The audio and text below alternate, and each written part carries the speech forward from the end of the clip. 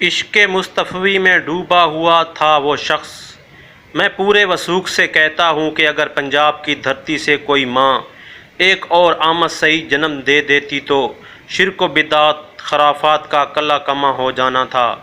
علی حجویری لاہوری و آلوانی کی سرزمین سے، لیکن سوئے قسمت کے اس مرد درویش نے پراؤں سے کہیں زیادہ اپنوں ہی سے دکھ اٹھائے، پر اس کے چہرے کی بشاشت، آنکھوں کی مسکراہٹ اور لہجے کی حلاوت میں ذرا برابر بھی فرق نہ آیا۔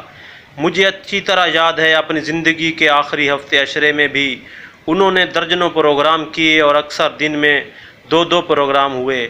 اللہ کی توحید اور اس کے محبوب صلی اللہ علیہ وسلم کی سیرت و سنت سناتے، سکھاتے، مسکراتے مسکراتے وہ اپنے خالق و مالک و پروردگار حقیقی سے جا ملے۔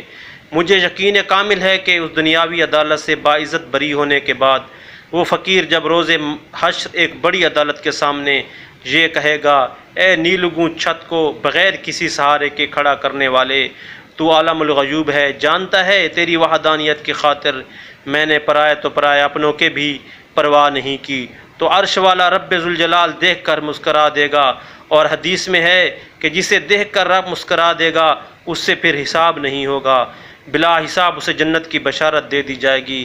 اللہ اس مرد حق کی کامل مغفرت فرمائے۔ واقعی فنا فی التوحید تھا وہ رجل رشید علامہ احمد سعید خان ملتانی رحمۃ اللہ علیہ۔